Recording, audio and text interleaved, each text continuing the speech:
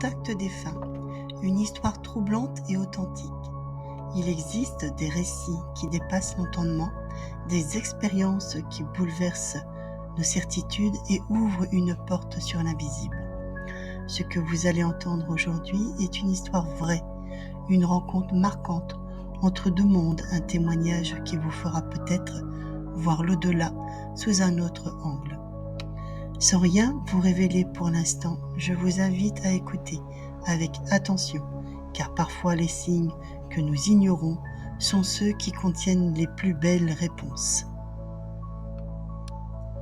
Je vous invite à vous installer confortablement et si possible à mettre un casque pour profiter pleinement de ce moment de partage.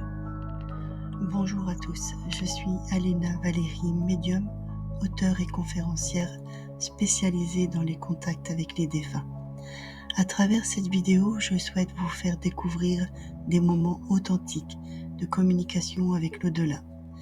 Je vais vous raconter des histoires vraies de défunts qui ont partagé leur expérience de l'autre côté et le chemin qu'ils ont parcouru pour rejoindre cet univers d'amour et de lumière. Mon parcours m'a conduit à organiser des conférences et à écrire plusieurs ouvrages.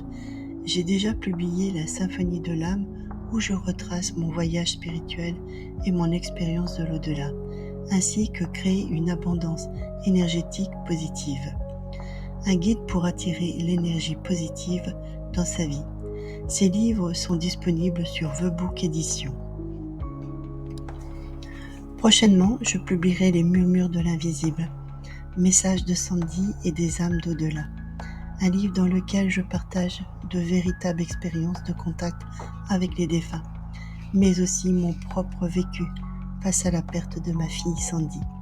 Ce livre témoignera du lien qui continue d'exister entre nous au-delà de la séparation physique et des enseignements qu'elle et d'autres âmes m'ont transmis.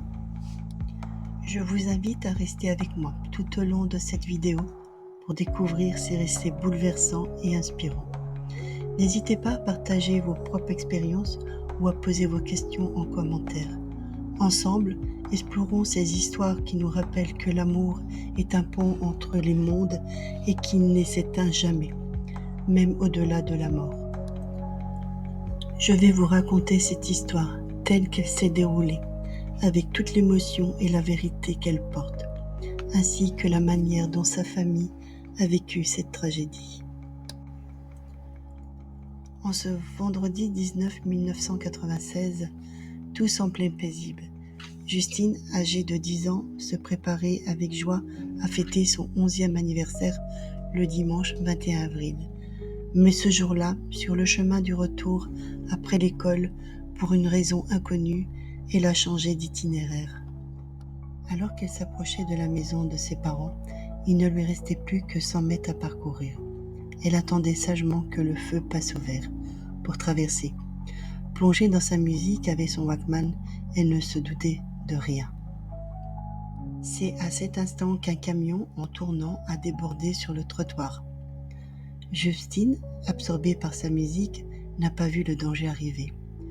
Le véhicule l'a fauché brutalement, les roues arrière l'entraînant sous le poids du camion. Des passants horrifiés ont tenté d'alerter le chauffeur en lui faisant signe de s'arrêter, mais il était trop tard. Justine est décédée sur place, laissant derrière elle une scène d'horreur et une famille brisée à jamais. Quelques mois plus tard, en octobre, j'ai été invitée à une soirée, sans me douter un seul instant que j'allais croiser les parents de Justine. L'ambiance était animée, tout le monde discutait et riait, mais au milieu de cette effervescence, je ressentais une présence subtile qui rôdait autour de moi. Puis soudain, une voix délicate a chuchoté à mon oreille. « Dites-leur que je suis là, je suis Juju. » J'ai été troublée par cette sensation de cette voix venue de l'invisible. Alors je tentais de comprendre ce qui se passait. La mère de Justine s'est approchée de moi. Sans savoir que je venais d'entendre, elle m'a demandé d'un ton hésitant. « Est-ce vrai que vous communiquez avec les défunts ?» Avec discrétion, je lui répondu doucement que oui, que le message que je venais de recevoir provenait de sa fille. Ces mots, elle a saisi mes 2 mains, les larmes coulant sur son visage. « Oh mon Dieu, vous avez Juju, c'est ma Juju, ma fille Justine. » Submergée par les émotions, elle a appelé son mari, il lui a transmis le message et il est resté figé, incapable de prononcer un mot. Les larmes de joie brillent dans ses yeux. Je me suis alors tournée vers lui et je lui dis « Votre fille me demande de vous dire qu'il n'est pas nécessaire de réparer la roue de son vélo crevé. Là où elle en a plus besoin. » Le père de Justine a blêmi. Il a hoché la tête sous le choc. Effectivement, la roue arrière du vélo de sa fille était crevée et il avait laissé exactement à l'endroit où Justine l'avait posé, sans jamais oser y toucher depuis son départ. Puis un autre message est arrivé, bouleversant. « Ne vous inquiétez pas, je ne suis pas seule, papy est avec moi. » À cet instant, le père de Justine a relevé la tête, les yeux grands ouverts. Il m'a alors confié, la voix tremblante, que son propre père, André-Louis, était décédé et que Justine était très attachée à lui. Ce fut une soirée remplie d'émotions et de révélations. Nous sommes éloignés du bruit pour discuter plus calmement et la présence de Justine était toujours là, douce et bienveillante. À cet instant, elle m'a confié un message d'une grande importance. Dites à mes parents que je les remercie d'avoir organisé ma fête d'anniversaire avec mes copines. C'était une belle surprise. Les parents de Justine se sont figés, leur regard rempli de stupeur, mais c'était une surprise, elles ne pouvaient pas le savoir. M'ont-ils murmuré, bouleversés. Ils étaient profondément émus que leur fille ait pu percevoir leur intention, malgré son départ brutal. Et alors que cette communication touchait à sa fin, une dernière manifestation bouleversante s'est produite. D'un coup, sans même y penser, je me suis mis à fredonner une chanson, Partir un jour sans retour. Les parents de Justine ont pâli, se regardant avec incrédulité. C'est impossible, c'était sa chanson. Elle écoutait en boucle dans sa chambre. Il s'agissait de Partir un jour de Toubib Fouy, un morceau qu'elle adorait et qu'elle passait sans cesse. Ce moment nous a enveloppés d'un tourbillon d'émotions indescriptibles. Puis, avec une infinie douceur, Justine a laissé un dernier message à ses parents. « Ne soyez pas en colère contre le chauffeur, j'aurais dû faire plus attention. J'étais à moitié sur le trottoir.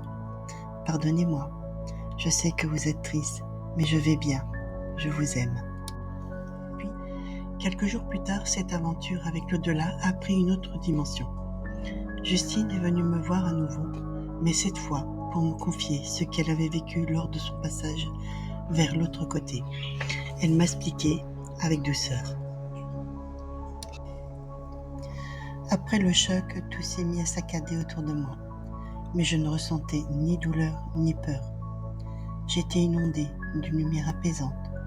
Autour de moi, des échos de voix résonnaient, des murmures bienveillants qui me rassuraient, comme si on m'indiquait le chemin à suivre. Peu à peu, j'ai quitté la terre. J'ai pris mon envol sans crainte, sans angoisse, porté par une sensation de paix infinie. Je ne saurais dire combien de temps cela a duré, mais soudain, un immense portail s'est ouvert devant moi, comme un rideau qui se lève. Et là, elle a vécu un moment réconfortant. Derrière ce passage, j'ai retrouvé mon chien Titou. Il était heureux, comme s'il m'attendait. Il était parti quelques mois avant moi, et le revoir ici m'a rempli de joie. J'ai été entourée, guidée, aimée. Justine voulait à tout prix transmettre ce message à ses parents, pour leur assurer qu'elle n'était pas seule. Puis elle m'a donné un prénom, ou plutôt un surnom. Dites-leur que Tartoche est avec moi. Quand j'ai partagé ces mots avec ses parents, ils ont écarquillé les yeux sous le choc. Oh non, ce n'est pas possible. Tartoche était le surnom du frère de la maman de Justine, décédé tragiquement d'un accident 10 ans plus tôt. Ce surnom venait d'une habitude amusante. Lorsqu'il mangeait des tartines, il appelait tartoche. L'émotion était indescriptible. Ce détail, aussi anodin qu'il puisse paraître, était un signe irréfutable pour la famille. Ce contact avec Justine, comme tant d'autres expériences que j'ai vécues, témoigne de l'importance des messages de l'au-delà. Ils sont troublants, certes, mais aussi empreints de vérité et d'amour. À travers ces récits, j'ai vu combien ces échanges peuvent aider les familles à traverser le deuil, à retrouver l'apaisement et à comprendre que la mort n'est pas une fin, mais une transition vers un autre état d'être. Et ainsi, Justine, comme tant d'autres, continue d'exister dans un monde où l'amour demeure éternel. Merci d'avoir pris le temps d'écouter cette histoire véritable et authentique. Chaque témoignage que je partage est un rappel puissant que l'amour transcende la mort et que nos proches disparus continuent d'exister dans un autre plan, veillant sur nous. Si vous ressentez le besoin d'entrer en contact avec un défunt, sachez que des conférences seront organisées pour explorer ces expériences et répondre à vos questions. Des séances individuelles seront également proposées en présentiel ou par téléphone, afin de vous accompagner dans cette démarche avec bienveillance et respect. N'hésitez pas à me rejoindre pour en savoir plus et peut-être recevoir un message qui vous apportera réconfort et lumière. Si cette histoire vous a plu, n'hésitez pas à la partager autour de vous et à vous abonner à la chaîne pour ne rien manquer des prochaines aventures et témoignages authentiques. Chaque histoire est une porte ouverte sur l'invisible, un lien entre deux mondes, et ensemble, nous continuerons à explorer ces mystères avec respect et bienveillance.